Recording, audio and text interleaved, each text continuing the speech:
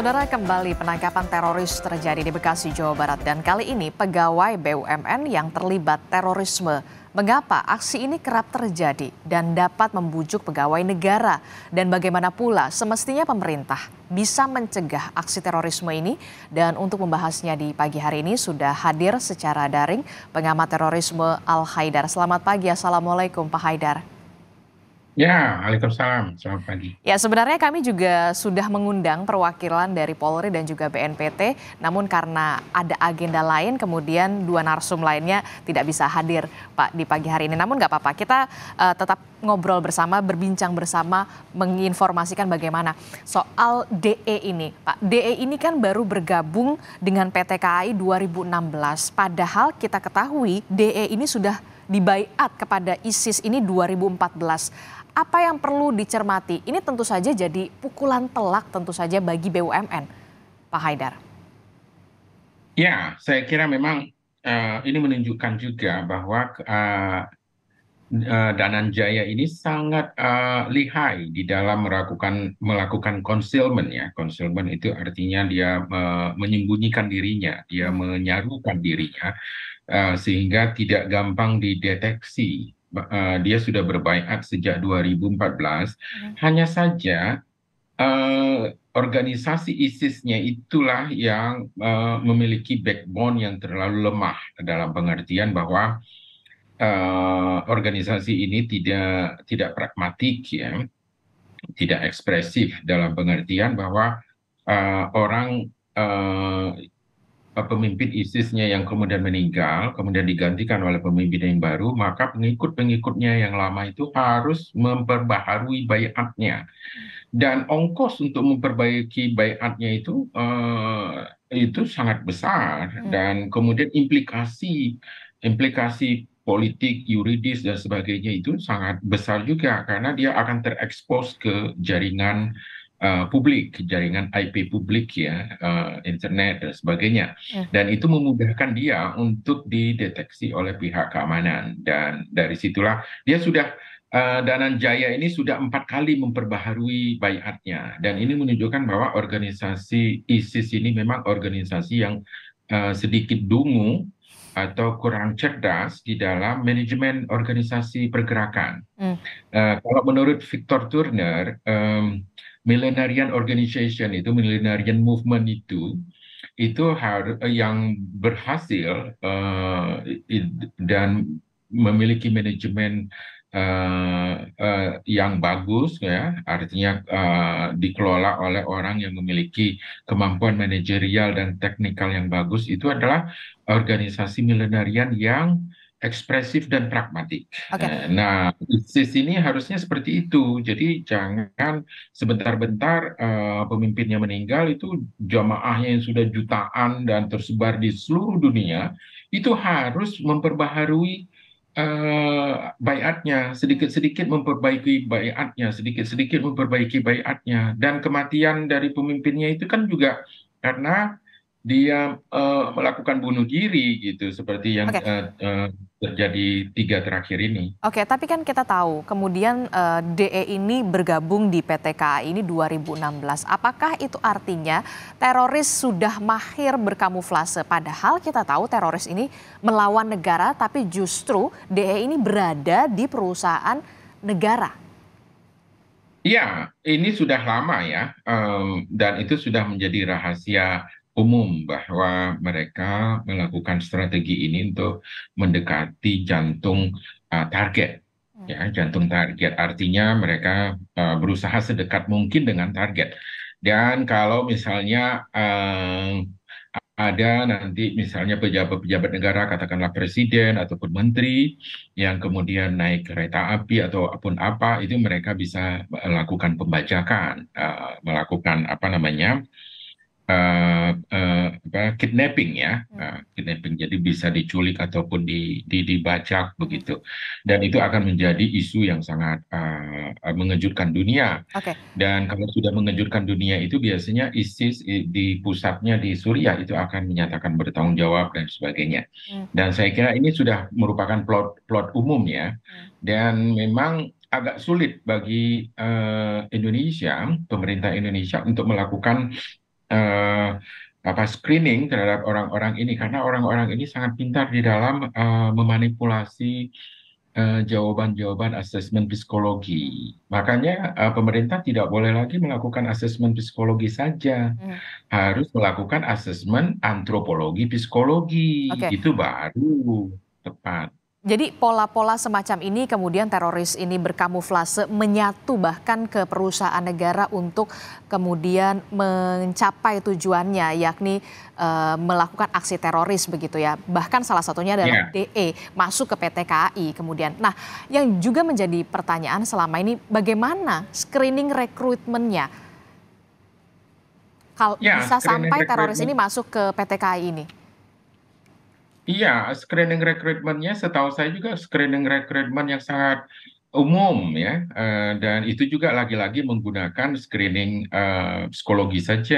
Hmm, Saya bukan berarti anti terhadap metode psikologi ya, hmm, dalam pengertian bahwa harusnya dikombinasikan dengan ilmu yang lain seperti ilmu antropologi yang sudah lama memang dianaktirikan ataupun dibuang jauh-jauh ya dari penggunaan terhadap eh, apa eh, apa namanya yang bisa memberikan kontribusi terhadap perkembangan dunia hmm, politik, ekonomi, sosial budaya dan sebagainya. hmm, Dan saya kira memang bukan hanya KAI saja ya sebagai BUMN. Dulu kejadiannya di Batam juga begitu ada. Kemudian juga banyak yang deserter, deserter dari tentara dan polisi juga banyak yang ikut kepada ini. hmm, Dan itu sudah seharusnya dari dulu itu dilakukan asesmen antropologi psikologi terhadap mereka-mereka ini. Dan ini sangat berbahaya sekali karena dia sudah mengumpulkan hmm, dan sudah siap-siap. Artinya dia sudah mengumumkan di internet, di Facebook, dan dia sudah mengumpulkan sebanyak 18 pucuk senjata. hmm, Jadi dia setidaknya memiliki 18 teman dia yang akan bergerak nanti hmm, pada suatu mungkin bulan depan atau minggu depan begitu hmm, kita tidak tahu. hmm. Nah, dari 18 ini kalau dikalikan 4 itu jadinya 78.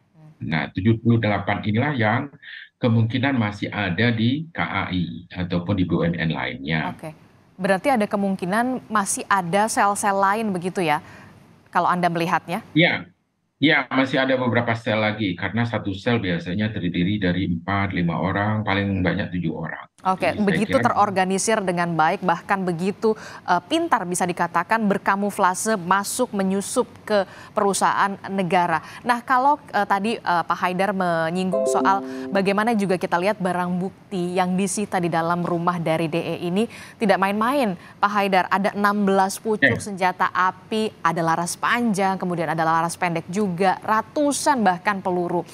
Saya melihat ini Mm-mm. bisa dikatakan peran DE ini bukan main-main. Ya, betul. Dia bukan istilah bahasa Acehnya bukan cilet-cilet ya.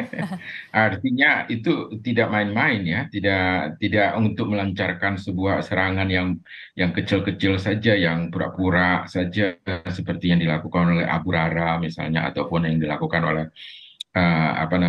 Afif ya di Jalan Tamrin gitu. Nah, itu adalah serangan-serangan kecil dan bersifat dramatis Lone gitu. Kalau ini Wolf.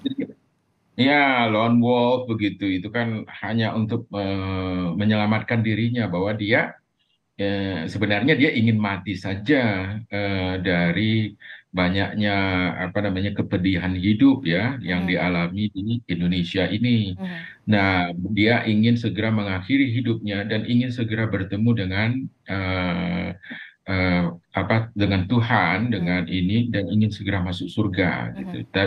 Jadi dia tidak ingin secara eskatologis hanya ingin mati dan kemudian masuk neraka, tidak mau. Dia harus masuk surga. Nah, untuk masuk surga itu adalah caranya yang diprovokasikan oleh kelompok ISIS itu adalah dengan melakukan bom bunuh diri itu. mhm, Nah, ini kalau ini enggak, ini bukan bom dan dia menggunakan serangan. Jadi ini lebih agak luas, ada nilai politisnya yang lebih besar mhm, dan dia mempraktekkan kariman aumut syahidan. Jadi ini adalah sebuah adagium sebuah apa boleh dikatakan sebuah prinsip ya, yang berbeda dengan lone wolf itu tadi ataupun yang Hmm. teroris cilet-cilet itu tadi Hmm. yang seperti di Jalan Tamrin dan sebagainya hanya untuk show off saja. Hmm.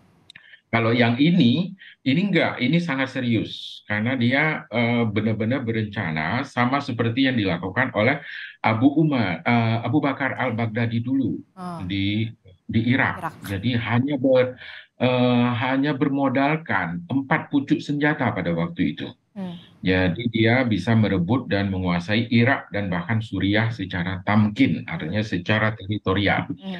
Nah, kalau yang ini saya kira memang harus dipahami, dia mengumpulkan 18. Jadi saya kira ini bahkan lebih serius dari yang dilakukan oleh Hmm. Abu Bakar al-Baghdadi sejak awal Hmm. pada tahun-tahun 2013 ya. Hmm.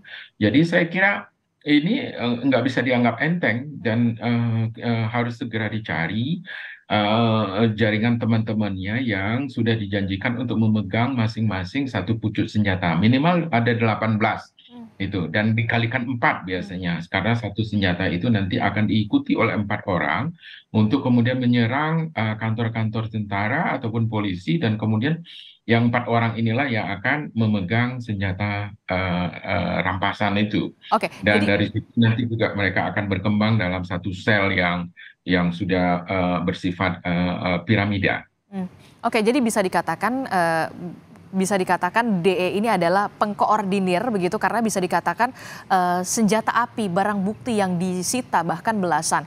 Masih ada jaringan-jaringan sel-sel di bawahnya yang kemudian harus diwaspadai dan juga menjadi PR dari Densus 88 untuk mengungkap ini semua. Iya, betul sekali. Jadi itu akan diungkap saya kira oleh Densus dan kita berhutang banyak pada Densus karena sudah mampu eh, menemukan dan melakukan preemptive action ya. Jadi sebelum aksi terorisme itu dilakukan dengan 18 pucuk senjata itu, Densus sudah berhasil menemukan pelakunya lebih dulu sehingga niat tersebut itu tidak bisa dijalankan. Tapi dia sudah memiliki plot, artinya sudah memiliki amunisi, sudah memiliki rencana, jadwal dan juga orang-orangnya. Jadi saya kira memang Densus nantinya akan bisa menemukan teman-teman dia yang aktif di jaringan Facebook maupun yang aktif di jaringan WhatsApp, Telegram dan sebagainya. Dan memang ISIS sekarang ini belum belum cukup smart ya, belum cukup pintar untuk menggunakan media-media yang lain yang lebih aman, misalnya seperti Signal maupun Terima maupun yang lain-lainnya. Jadi saya kira memang untuk saat ini kita masih bersyukur juga bahwa teroris-teroris itu tidak terlalu pintar ya, tapi kalau mereka nanti pada suatu saat itu sudah banyak dimasuki oleh orang-orang pintar, orang-orang yang memiliki kemampuan teknikal know-how yang sangat bagus, itu baru agak sedikit ketar-ketir ya. Hmm. Tapi kalau dari ISIS ini biasanya polisi itu masih menemukan lawan yang agak sedikit gampang lah untuk ditaklukkan. Oke. Tapi kalau orang-orang JI misalnya, orang-orang JI itu agak sulit untuk dikejar karena polisi menemukan lawan tanding yang seimbang. Oke. Jadi saya kira ini kalau ISIS ini masih masih sedikit agak aman lah kita. Oke, tapi kalau melihat barang bukti juga yang disita, apakah ini juga bisa dikatakan ada jaringan juga di atasnya dalam artian ini pemasoknya siapa senjata api sebanyak ini? Ya, biasanya mereka mendapatkan pembelian senjata api itu secara ilegal ya, secara gelap di pasar gelap. Dan di pasar gelap itu memang sudah ada, apakah itu ada di Indonesia maupun di tempat yang lain, itu sudah banyak ya bisa didapatkan. Dan eh, saya kira memang sindikat yang menjual eh, persenjataan ini memang sangat banyak ya di Indonesia sekarang, apalagi di Thailand juga ada, kemudian di Filipina juga ada, karena di Thailand dan Filipina relatif lebih longgar hukumnya. Sehingga ya Indonesia ini memang dikelilingi oleh negara-negara yang bisa memberikan banyak manfaat, mendapatkan akses kepada senjata Hmm. dari negara-negara tetangga. Jadi Hmm. saya kira memang kita harus lebih bersabar, tapi dengan kepintaran ya dan intelijensi yang tinggi dari Densus ini kita sebenarnya sangat bersyukur ya Oke, dengan adanya menangkapin ini. institusi ini. Oke, terakhir Pak Haidar, ini kita bisa melihat karyawan atau petugas PT KAI yang berinisial DE ini kemudian menyusup bisa dikatakan dalam tanda petik ya di PT KAI. Apa pesan yang ingin disampaikan dan apalagi dari pemeriksaan DE ini targetnya adalah markas TNI dan juga markas dari Makobrimob Kelapa II Depok Jawa Barat. Apa pesan yang ingin disampaikan oleh mereka ini dan bagaimana kemudian bisa melakukan pencegahan penindakan kepada orang-orang ini? Ya, pesan yang ingin mereka sampaikan sebenarnya sangat jelas bahwa mereka mewakili ISIS dan Indonesia harus berada di bawah tunduk patuh kepada ISIS ya, dalam pengertian bahwa mereka harus berjuang mati-matian untuk merebut Indonesia dan menjadikan Indonesia sebagai negara Islam. Hmm. Dan mereka tadinya sangat berharap bahwa keberhasilan teman-teman mereka dalam merebut senjata Brimob, Densus yang ada di Kelapa II, Depok ya, Hmm. yang merupakan kantor polisi dengan maksimum security yang sangat luar biasa dan Iya. mereka mampu melakukan perebutan itu. Hmm. Mereka berharap bahwa itu akan bergulir menjadi revolusi yang sama seperti terjadi di Suriah maupun di Irak. Tapi hal itu tidak bisa terjadi. Hmm. Yang bisa menggelinding kemudian yang berimplikasi kepada meletusnya serangan bom bunuh diri keluarga di Surabaya pada tanggal 14 Mei 2018. Jadi saya kira pada waktu itu pengaruhnya itu baru sekedar itu. Kemudian ternyata itu masih ada pengaruhnya kepada saudara Dananjaya ini. Hmm. Dan saya kira memang saudara Dananjaya ini menginginkan Indonesia ini menjadi negara Islam yang kemudian menerapkan hukum syariat Islam secara sangat konservatif, bahkan Hmm. secara sangat ortodoks dan apa namanya mereka akan memberlakukan syariat-syariat yang sebenarnya sudah dinasih mansuhkan oleh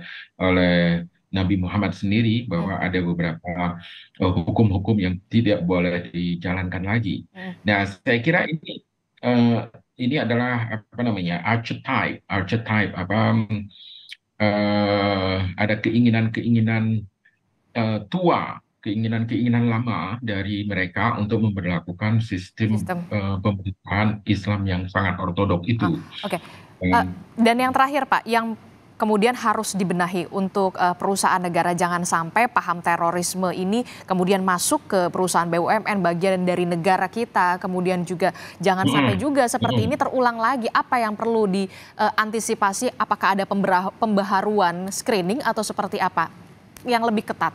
Iya, iya, ya harus ada pembaharuan ya screening ya. Kalau dulu itu ada apa ya, ada yang menyebutkan bahwa perlu ada asesmen antropologi psikologi Hmm. terutama di karyawan-karyawan BUMN ataupun ASN ya bahkan Hmm. ASN itu perlu dilaksanakan asesmen itu. Hmm. Tapi pemerintah masih apa namanya menahan-nahan karena ingin supaya instrumen ataupun kuesionernya itu Oke. matang dulu gitu. Ah, Saya kira memang selama ini sudah sangat matang oke. dan pemerintah sudah seharusnya itu melakukan asesmen itu atau mempercepat proses pematangan instrumen tersebut dan itu Oke. harus dilaksanakan segera karena kalau tidak nanti keburu ini virus terorisme itu menyebar ke berbagai BUMN, ke berbagai instansi Berbagai lini negara. Ini semuanya ya. negara ini akan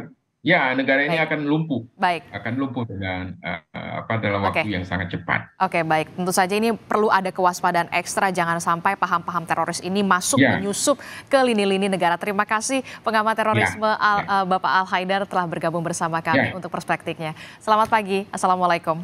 ya, ya.